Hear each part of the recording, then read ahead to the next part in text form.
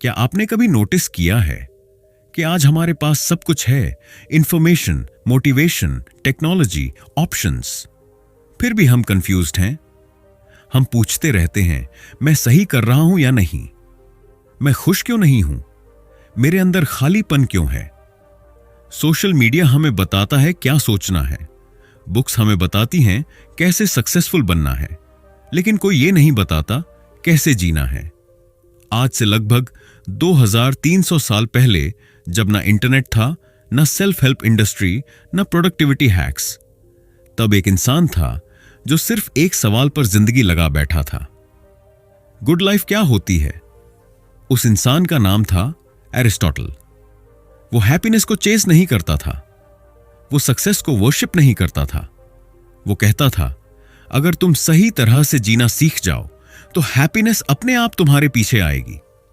आज की इस ऑडियो बुक में हम मोटिवेशन नहीं देंगे, हम शॉर्टकट्स नहीं देंगे। आज हम जीने का तरीका सीखेंगे एरिस्टोटल की नजर से, जहां लाइफ एक रेस नहीं बल्कि एक प्रैक्टिस है। तो अगर आप थक चुके हैं प्रिटेंडिंग से, कंफ्यूज्ड हैं चॉइसेस से और सच में क्लैरिटी चाहते हैं, तो शांति से सुनिए, क्योंकि यह किताब आपकी थिंकिंग नहीं, आपकी लाइफ डायरेक्शन बदल सकती है। सोचिए, एक इंसान है, नाम मान लेते हैं आरव। आरव की जिंदगी बाहर से देखने पर बिल्कुल सॉर्टेड लगती है। सुबह तय समय पर उठना, ऑफिस के लिए तैयार होना, लैपटॉप बैग उठाकर निकल जाना। उसके पास एक अच्छी कॉर्पोरेट जॉब है, महीने के अंत में सैलरी अकाउंट में आती है, वीकेंड्स पर फ्रेंड्स के साथ बाहर जाना, फैमिली को समय समय पर प्राइड फील कराना। सोसाइटी के हिसाब से आरव सेटल है। लोग कहते हैं, यार इसकी लाइफ सेट है, लेकिन यही बात आरव को सबसे ज्यादा परेशान करती है। रात को जब सब सो जाते हैं, जब मोबाइल की स्क्रीन ऑफ हो जाती है, जब रूम में सिर्फ सीलिंग फैन की आवाज बजती है, तब आरव के अंदर एक अजीब सा खालीपन बोलने लगता है। वो बिस्तर पर लेटा रहता है, आंखें खुली होती हैं और दिमाग में एक ही सवाल घूमता रहता है, क्या यही लाइफ है? वो सवाल कोई ड्रामेटिक नहीं होता, ना उसमें रोना होता है, ना कोई बड़ा इमोशनल ब्रेकडाउन। वो बस एक भारी सा एहसास होता है जो चेस्ट पर बैठ जाता है, जैसे सब कुछ ठीक है फिर भी कुछ ठीक नहीं है। हर दिन आरव खुद को बेहतर बनाने की कोशिश करता है, नई स्किल सीखता है, प्रोडक्टिविटी वीडियोस देखता है, गोल्स बनाता है। हर दिन किसी न किसी से आगे निकलने की दौड़, लिंक्डइन पर अचीवमेंट्स, इंस्टाग्राम पर क्यूरेटेड मोमेंट्स और अंदर ही अंदर एक कांस्टेंट प्रेशर खुद को प्रूव करने का। फिर भी अंदर शांति नहीं। आरव को लगता है कि शायद यही एडल्टहुड है, शायद सब ऐसे ही जीते हैं। मे बी हैप्पीनेस फ्यूचर में है, प्रमोशन के बाद, पैकेज बढ़ने के बाद, नेक्स्ट माइलस्टोन के बाद। लेकिन जितना वो आगे बढ़ता है, उतना ही वो खुद से दूर जाता हुआ महसूस करता है। एक दिन यूं ही काम से जल्दी निकलकर वो एक पुरानी लाइब्रेरी में चला जाता है। उसे नहीं पता क्यों, शायद मन को थोड़ा क्वाइट चाहिए था। लाइब्रेरी में एक अलग ही शांति होती है। वहां कोई प्रूव नहीं करता, कोई रेस नहीं होती, सिर्फ किताबें होती हैं और उनके बीच घूमते हुए इंसान। आरव शेल्फ्स के बीच घूम रहा होता है जब उसकी नजर एक पुरानी सी किताब पर पड़ती है। कवर सिंपल है, फ्लैशी नहीं। टाइटल पढ़ता है, एरिस्टोटल्स वे। वो हल्का सा मुस्कुराता है। उसके दिमाग में आता है, इतनी पुरानी विजडम आज के जमाने में क्या सिखाएगी? आज तो एआई है, हसल कल्चर है, फास्ट लाइफ है, एरिस्टोटल क्या समझेगा? फिर भी किसी अजीब क्यूरियोसिटी में वो किताब उठा लेता है। घर आकर रात को बिना किसी एक्सपेक्टेशन के वो किताब खोलता है। शुरुआत में उसे लगता है कि ये भी बाकी फिलॉसफी बुक्स जैसी होगी, heavy words, abstract ideas, practical life से दूर। लेकिन जैसे जैसे वो पढ़ता जाता है, कुछ बदलने लगता है। उसे एहसास होता है कि एरिस्टोटल फ्यूचर की बात नहीं कर रहा। वो ये नहीं कह रहा कि तुम क्या बनोगे, कहां पहुंचोगे, कितना अचीव करोगे। वो प्रेजेंट की बात कर रहा है। वो ये पूछ रहा है कि तुम अभी कैसे जी रहे हो। एरिस्टोटल सवाल करता है, तुम क्या अचीव करोगे? नहीं। वो पूछता है, तुम किस तरह के इंसान बन रहे हो? यह सवाल आरव के लिए अनकंफर्टेबल था, क्योंकि उसने कभी खुद से यह पूछा ही नहीं था। उसने हमेशा गोल्स पूछे थे, नेक्स्ट रोल क्या होगा, नेक्स्ट सैलरी कितनी होगी, नेक्स्ट अचीवमेंट क्या होगी। लेकिन उसने कभी यह नहीं सोचा था कि इन सब के बीच वो अंदर से कैसा इंसान बन रहा है। धीरे धीरे उसे समझ आने लगता है कि उसकी प्रॉब्लम लैक ऑफ सक्सेस नहीं थी, उसकी प्रॉब्लम लैक ऑफ क्लैरिटी थी, कैरेक्टर क्लैरिटी। वो अच्छा परफॉर्मर था, लेकिन उसे नहीं पता था कि वो अच्छा इंसान बनने की दिशा में जा रहा है या नहीं। वो एफिशिएंट था, प्रोडक्टिव था, लेकिन वाइज था या नहीं, इस पर उसने कभी सोचा ही नहीं था। एरिस्टोटल लिखता है कि लाइफ कोई डेस्टिनेशन नहीं है, लाइफ कोई चेकलिस्ट नहीं है, लाइफ एक डेली ट्रेनिंग है, एक कंटिन्यूअस प्रैक्टिस। जिस तरह एथलीट रोज प्रैक्टिस करता है, चाहे मैच हो या ना हो, उसी तरह इंसान को रोज अच्छा इंसान बनने की प्रैक्टिस करनी होती है। कैरेक्टर कोई ओवरनाइट अचीवमेंट नहीं है, वो हैबिट से बनता है, चॉइसेस से बनता है, डेली छोटे एक्शन से बनता है।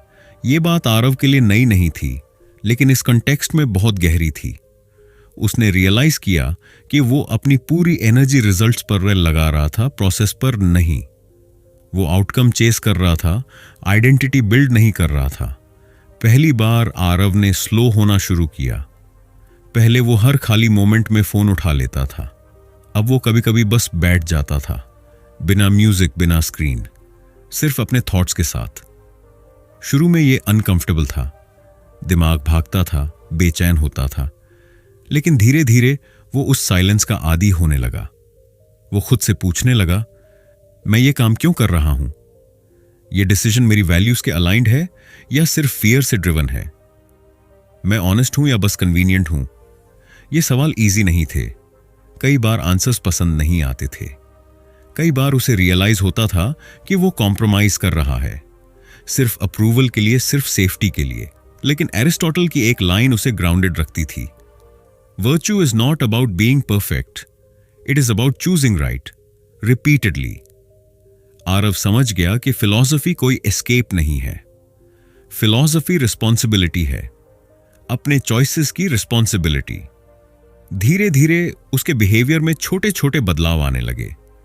वो रिएक्शंस में पॉज करने लगा, हर बात पर डिफेंड नहीं करता था, हर क्रिटिसिज्म को अटैक नहीं समझता था। वो सुनने लगा, सच में सुनने लगा। फ्रेंडशिप्स भी बदलने लगी। कुछ लोग नेचुरली दूर हो गए क्योंकि अब वो शैलो कॉन्वर्सेशंस में कंफर्टेबल नहीं था। कुछ रिलेशनशिप्स गहरे हो गए क्योंकि अब वो ऑनेस्ट था। वर्क में भी फर्क दिखने लगा। वो सिर्फ इंप्रेस करने के लिए काम नहीं करता था, वो क्वालिटी पर ध्यान देने लगा, इंटेग्रिटी पर। उसे समझ आ गया कि रिकॉग्निशन कंट्रोल में नहीं होती, लेकिन एफर्ट और इंटेंशन उसके कंट्रोल में है। सबसे बड़ा बदलाव यह था कि अब आरव फ्यूचर से डरता नहीं था। पहले फ्यूचर एक प्रेशर था, कुछ बनना है। अब फ्यूचर एक एक्सटेंशन था, जो मैं रोज प्रैक्टिस कर रहा हूं वही मैं बन जाऊंगा। वो खुश हर दिन नहीं रहता था। एरिस्टोटल ने कभी यह प्रॉमिस नहीं किया था कि लाइफ हमेशा प्लेजेंट होगी, लेकिन अब आरव ग्राउंडेड रहता था, स्टेबल। उसे पता था कि डिस्कंफर्ट फेलियर नहीं है, कंफ्यूजन वीकनेस नहीं है, ये ग्रोथ का हिस्सा है। कई रातें अभी भी आती थीं जब सवाल उठता था, क्या यही लाइफ है? लेकिन अब उस सवाल का टोन बदल गया था। अब उसमें पैनिक नहीं था, उसमें क्यूरियोसिटी थी, एक्सप्लोरेशन थी। अब वो सवाल उसे डराता नहीं था, वो उसे गाइड करता था। आरव समझ चुका था कि हैप्पीनेस कोई ट्रॉफी नहीं है जो जीतने के बाद शेल्फ पर रख दी जाए। हैप्पीनेस एक बाय प्रोडक्ट है सही तरह से जीने का। और यही एरिस्टोटल सिखा रहा था, बिना चिल्लाए, बिना मोटिवेट किए, बस क्वाइटली, ऑनेस्टली। आरव की लाइफ ओवरनाइट परफेक्ट नहीं हुई। प्रॉब्लम्स अभी भी थीं, स्ट्रेस अभी भी आता था, लेकिन अब वो खोया हुआ महसूस नहीं करता था, क्योंकि अब उसके पास डायरेक्शन थी। और डायरेक्शन एरिस्टोटल के अनुसार ही सबसे बड़ी फ्रीडम है।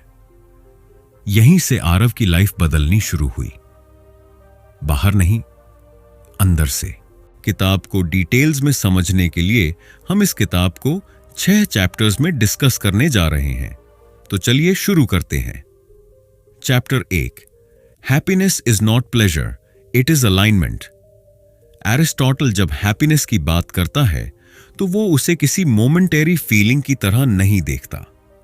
उसके लिए हैप्पीनेस कोई ऐसा पल नहीं है जो आकर चला जाए, जैसे हंसी, एक्साइटमेंट या प्लेजर।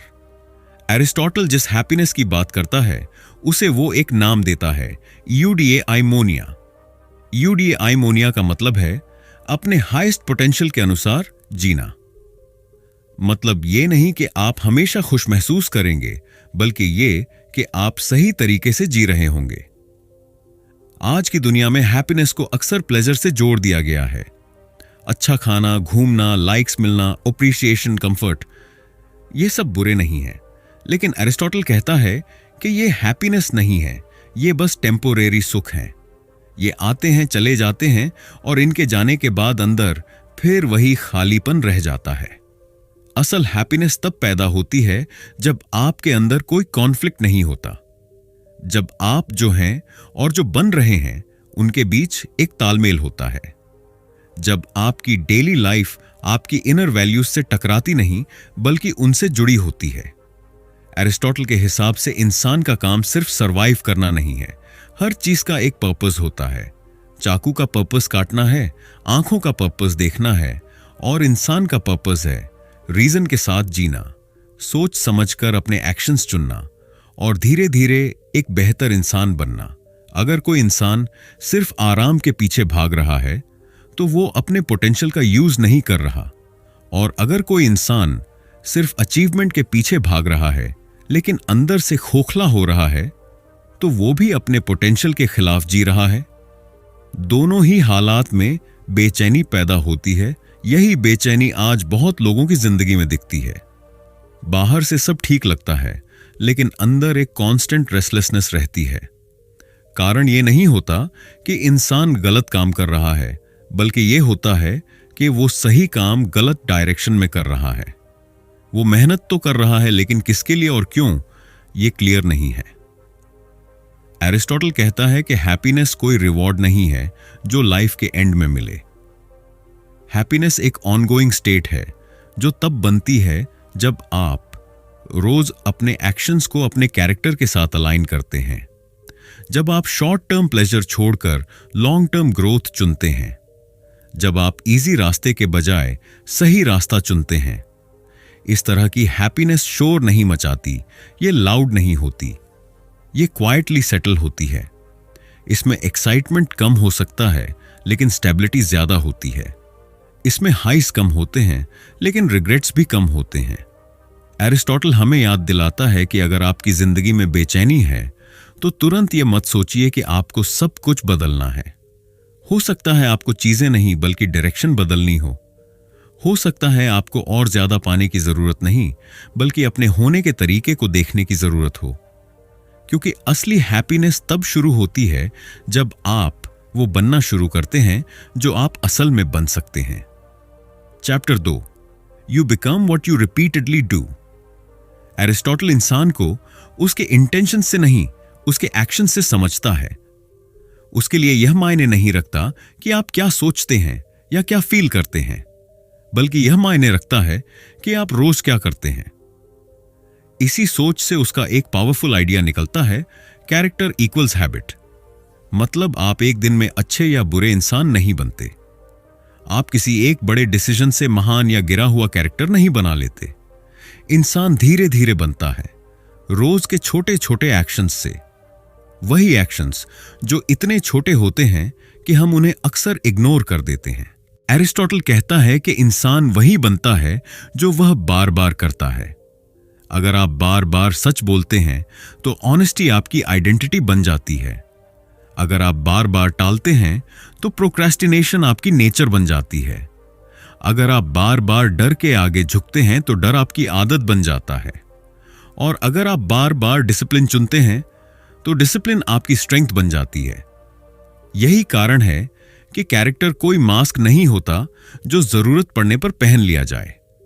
कैरेक्टर तब दिखता है जब कोई देख नहीं रहा होता, जब आपके पास शॉर्टकट लेने का मौका होता है, जब आप जानते हैं कि एक छोटा सा झूठ अब भी काम आसान कर देगा लेकिन आप फिर भी सच चुनते हैं। वही पल कैरेक्टर बनाता है। स्मॉल लाइज कैरेक्टर को धीरे धीरे खोखला करते हैं। एक झूठ अपने आप में बहुत बड़ा नहीं लगता, लेकिन उसका असर क्यूमुलेटिव होता है।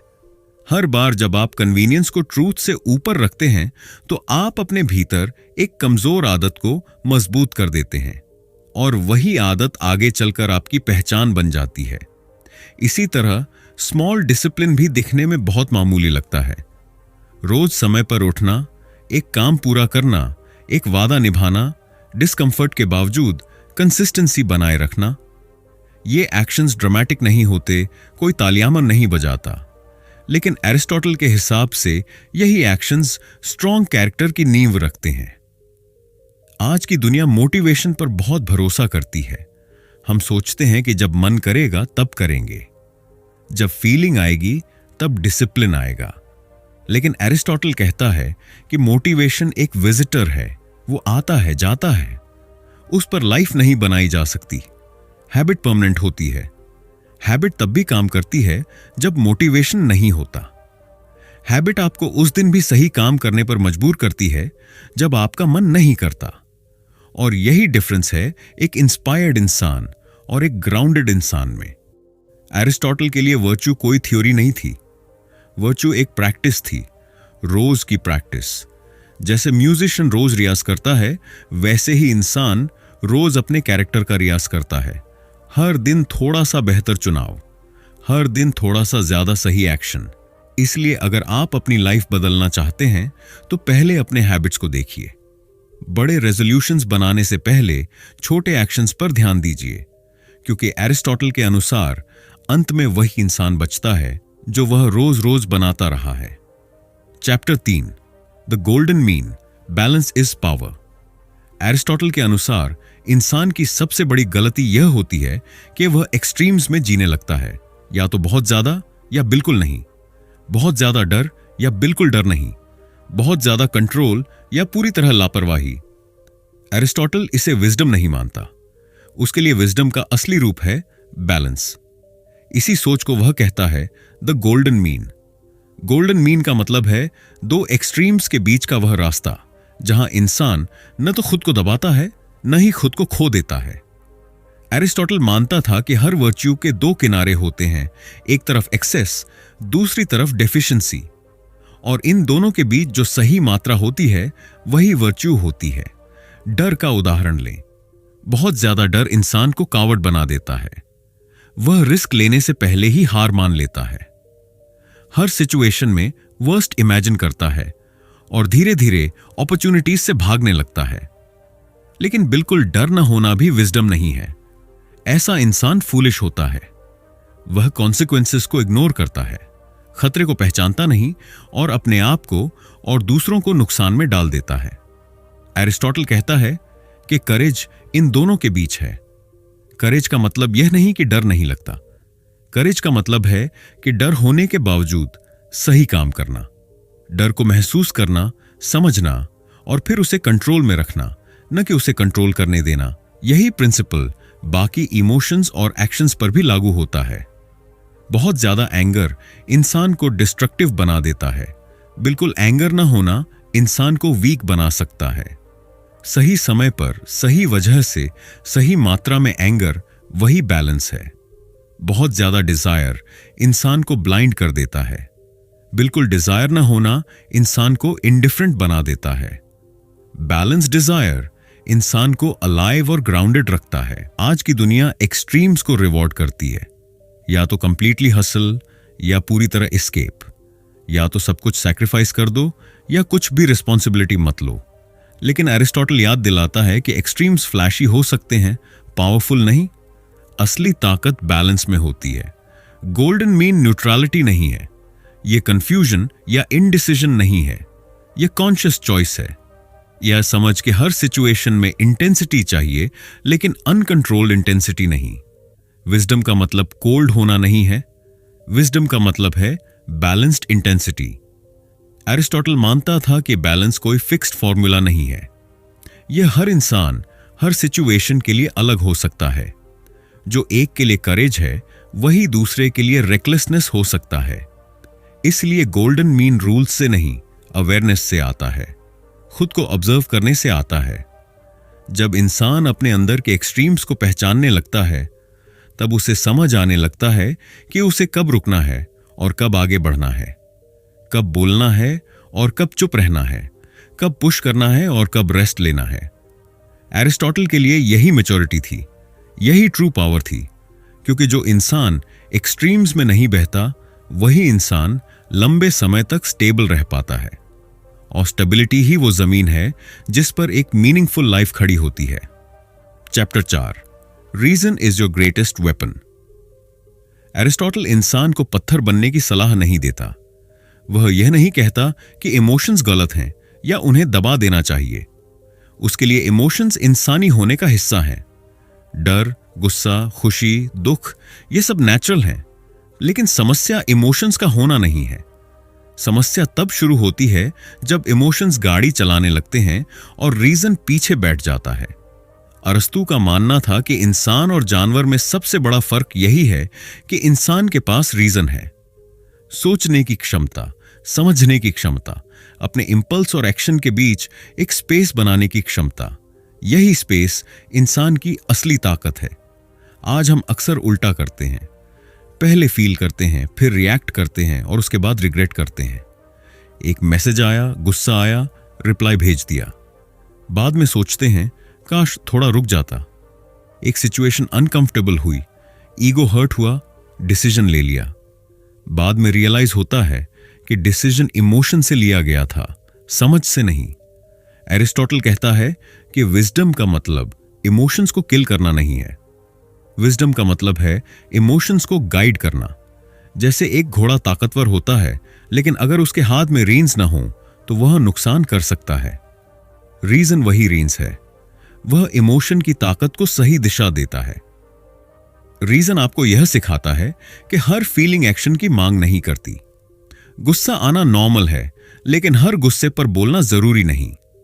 डर लगना नेचुरल है, लेकिन हर डर से भागना जरूरी नहीं।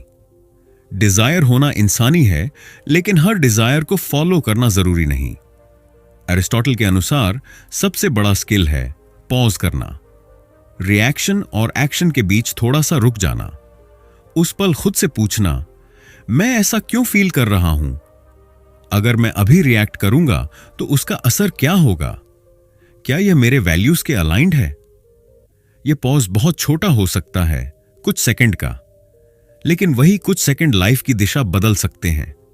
क्योंकि जो इंसान पॉज कर सकता है वही इंपल्स से आजाद होता है, और जो इंपल्स से आजाद होता है वही सच में फ्री होता है। आज की दुनिया स्पीड को पावर समझती है। Quick replies, instant decisions, fast reactions. लेकिन एरिस्टोटल याद दिलाता है कि असली पावर स्पीड में नहीं है, असली पावर क्लैरिटी में है। और क्लैरिटी तभी आती है जब रीजन को बोलने का मौका दिया जाए। जब आप रीजन से गाइड होते हैं तो आप कोल्ड नहीं बनते, आप कंट्रोल्ड बनते हैं। आप इंसेंसिटिव नहीं बनते, आप इंटेंशनल बनते हैं। आपके इमोशंस आपको बहाते नहीं हैं, बल्कि आपको एनर्जी देते हैं। एरिस्टोटल के लिए यही मैच्योर इंसान की पहचान थी। वो इंसान जो महसूस करता है लेकिन उसमें खो नहीं जाता, जो सोचता है लेकिन एक्शन से डरता नहीं, जो रिएक्ट नहीं करता बल्कि रिस्पॉन्ड करता है। इसलिए अगर आप अपनी लाइफ में ज्यादा कंट्रोल, ज्यादा रिस्पेक्ट और ज्यादा इनर पीस चाहते हैं तो इमोशन से लड़ने की कोशिश मत कीजिए। उन्हें समझिए, उन्हें रीजन के साथ चलाइए। क्योंकि जो इंसान पॉज कर सकता है वही इंसान ट्रूली पावरफुल होता है।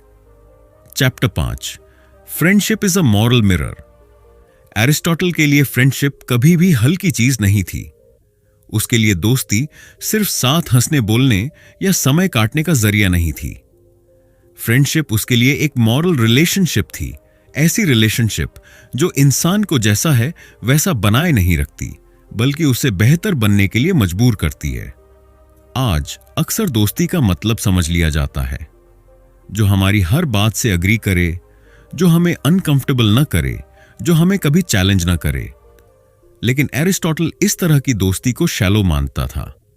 उसके अनुसार ऐसी फ्रेंडशिप इंसान को आराम तो देती है, लेकिन ग्रोथ नहीं देती। एरिस्टोटल मानता था कि सच्चा दोस्त वो नहीं होता जो हर हाल में आपकी साइड ले, सच्चा दोस्त वो होता है जो आपकी आंखों में देखकर आपको सच बता सके, तब भी जब वो सच सुनना आपको अच्छा ना लगे, क्योंकि सच अनकंफर्टेबल हो सकता है, लेकिन वही इंसान को शेप करता है। वह कहता है कि हम खुद को पूरी तरह ऑब्जेक्टिविटी के साथ नहीं देख सकते। हमारी आंखें बाहर की दुनिया देखती हैं, लेकिन खुद के फ्लॉज अक्सर छूट जाते हैं। ऐसे में एक सच्चा दोस्त हमारे लिए एक मिरर की तरह होता है। एक ऐसा मिरर जो सिर्फ चेहरा नहीं दिखाता, बल्कि कैरेक्टर दिखाता है। जब दोस्त आपको आपकी कमजोरी दिखाता है, तो वो आपको छोटा करने के लिए नहीं करता। वो इसलिए करता है ताकि आप उससे ऊपर उठ सकें। एरिस्टोटल के अनुसार यही फ्रेंडशिप का हाईएस्ट फॉर्म है, जहां दोनों लोग एक दूसरे को वर्च्यू की तरफ पुश करते हैं। फ्रेंडशिप एरिस्टोटल के लिए शेयर्ड प्लेजर या शेयर्ड बेनिफिट से ऊपर थी। सबसे ऊंची फ्रेंडशिप वो थी जो शेयर्ड वैल्यूज पर बेस्ड हो, जहां दोनों लोग एक दूसरे की अच्छाई चाहते हों, सिर्फ अपने कंफर्ट के लिए नहीं, बल्कि एक बेहतर इंसान बनने के लिए। इसीलिए एरिस्टोटल बहुत साफ बात कहता है, आप जिस तरह के लोगों के साथ रहते हैं, आप धीरे धीरे वैसे ही बन जाते हैं। उनकी बातें, उनकी प्रायोरिटीज, उनकी सोच, सब कुछ आपको शेप करता है। कंपनी एक्सीडेंटल नहीं होती, वो डेस्टिनी का हिस्सा बन जाती है। अगर आपकी कंपनी शॉर्टकट्स को नॉर्मल मानती है, तो इंटीग्रिटी धीरे धीरे हैवी लगने लगती है। अगर आपकी कंपनी ग्रोथ को वैल्यू देती है, तो एफर्ट नेचुरल लगने लगता है। अगर आपकी कंपनी एक्सक्यूजेस बनाती है, तो रिस्पॉन्सिबिलिटी डराने लगती है। एरिस्टोटल ये नहीं कहता कि दोस्त परफेक्ट होने चाहिए, वह कहता है कि दोस्त ऑनेस्ट होने चाहिए। ऐसे लोग जो आपको सपोर्ट भी करें और करेक्ट भी, जो आपको गिरने से बचाए ही नहीं, बल्कि उठना भी सिखाएं। इसलिए अगर कभी आप अपनी लाइफ में स्टक महसूस करें, तो सिर्फ अपने गोल्स मत देखिए, अपनी कंपनी देखिए, क्योंकि आपकी दोस्ती सिर्फ आपके समय को नहीं भरती, वो आपकी दिशा तय करती है। एरिस्टोटल के अनुसार अंत में इंसान अकेले नहीं बनता, वह अपने आसपास के लोगों के साथ मिलकर बनता है। और इसीलिए फ्रेंडशिप एक रिलेशनशिप नहीं, बल्कि एक रिस्पॉन्सिबिलिटी है। Chapter 6, purpose is found in contribution. Aristotle के लिए इंसान कभी अकेला आइलैंड नहीं था, वह इंसान को फंडामेंटली एक सोशल बीइंग मानता था। ऐसा प्राणी जो दूसरों के साथ, दूसरों के बीच और दूसरों के लिए जीने पर ही पूरी तरह खिलता है। उसके अनुसार अगर कोई इंसान सिर्फ अपने बारे में सोचकर जी रहा है, तो चाहे उसके पास सब कुछ क्यों ना हो, अंदर एक खालीपन धीरे धीरे बनता ही है। आज बहुत लोग पर्पस को एक सवाल की तरह देखते हैं, मेरा पर्पस क्या है, मैं किस लिए बना हूं? एरिस्टोटल इस सवाल को उल्टा कर देता है। वह कहता है कि पर्पस कोई ऐसी चीज नहीं है जो बैठकर सोची जाए या अचानक डिस्कवर हो जाए। पर्पस एक अनुभव है जो एक्शन से पैदा होता है, और वो एक्शन है कंट्रीब्यूशन। जब इंसान सिर्फ लेने के मोड में जीता है, तो उसकी लाइफ घूम घूम कर उसी के आसपास रह जाती है। मेरी जरूरतें, मेरी परेशानियां, मेरी खुशी, मेरा दुख, ये सर्कल छोटा होता चला जाता है। और जितना छोटा सर्कल होता है, उतनी ही ज्यादा सफोकेशन महसूस होती है। यही इनर एम्प्टीनेस है। एरिस्टोटल मानता था कि मीनिंग तब पैदा होती है जब इंसान अपने कंफर्ट से बाहर निकलकर किसी और के लिए कुछ करता है। जरूरी नहीं कि वो कोई बड़ा काम हो, जरूरी नहीं कि दुनिया बदलनी पड़े। कंट्रीब्यूशन का मतलब सिर्फ इतना है कि आपकी मौजूदगी किसी और की लाइफ को थोड़ा बेहतर बना दे। जब आप किसी को सिखाते हैं, किसी की मदद करते हैं, किसी के काम आते हैं, तब आपको एक अलग तरह की सैटिस्फैक्शन मिलती है। वह एक्साइटमेंट नहीं होती, वह लाउड खुशी नहीं होती, वह एक शांत एहसास होता है कि मैं बेकार नहीं हूं, मैं यूजफुल हूं। एरिस्टोटल के अनुसार यही फीलिंग इंसान को ग्राउंडेड रखती है। वह यह भी साफ करता है कि कंट्रीब्यूशन सेल्फ सैक्रिफाइस नहीं है। इसका मतलब खुद को मिटा देना नहीं है। इसका मतलब है अपने स्किल्स, अपनी समझ, अपनी एनर्जी को किसी लार्जर गुड से जोड़ देना। जब आप ऐसा करते हैं, तो आपकी लाइफ सिर्फ आपकी नहीं रहती, उसमें डेप्थ आ जाती है। एरिस्टोटल के लिए सबसे हेल्थी सोसाइटी वही थी जहां लोग सिर्फ अपने राइट्स नहीं, अपनी रिस्पॉन्सिबिलिटीज भी समझते थे। जहां लोग पूछते थे मैं क्या ले सकता हूं, के साथ साथ यह भी पूछते थे मैं क्या दे सकता हूं। आज की दुनिया इंडिविजुअल सक्सेस को सेलिब्रेट करती है, लेकिन एरिस्टोटल कलेक्टिव वेल बीइंग को इंपॉर्टेंस देता है। उसके अनुसार इंसान तब ट्रूली फुलफिल्ड होता है जब वह खुद भी ग्रो करे और दूसरों की ग्रोथ में भी हिस्सा बने। इसलिए पर्पस को ढूंढने की कोशिश करने से बेहतर है उसे जीना शुरू कर देना, छोटे एक्शन से, रोज के चॉइसेस से।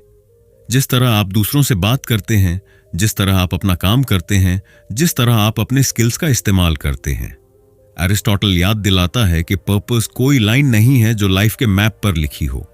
पर्पस वो रास्ता है जो आप चलते हुए बनाते हैं, और हर बार जब आप कंट्रीब्यूट करते हैं आप उस रास्ते को थोड़ा और साफ कर देते हैं। इसीलिए एरिस्टोटल कहता है पर्पस पूछा नहीं जाता, पर्पस जिया जाता है। आज की दुनिया आपको तेज बनना सिखाती है, एरिस्टोटल आपको सही बनना सिखाता है। आज लोग पूछते हैं मैं कैसे आगे निकलूं। एरिस्टोटल पूछता है क्या तुम अंदर से ठीक बन रहे हो। आप परफेक्ट नहीं बनेंगे। एरिस्टोटल भी परफेक्शन नहीं मांगता, वो प्रैक्टिस मांगता है। हर दिन थोड़ा बेहतर जजमेंट, हर दिन थोड़ा ज्यादा बैलेंस, हर दिन थोड़ा ज्यादा ऑनेस्टी। यही है एरिस्टोटल्स वे। अगर आज आप कंफ्यूज्ड हैं तो आंसर बाहर नहीं है, वो आपके डेली चॉइसेस में छुपा है। और याद रखिए, सक्सेस अपलॉज देता है लेकिन कैरेक्टर शांति देता है।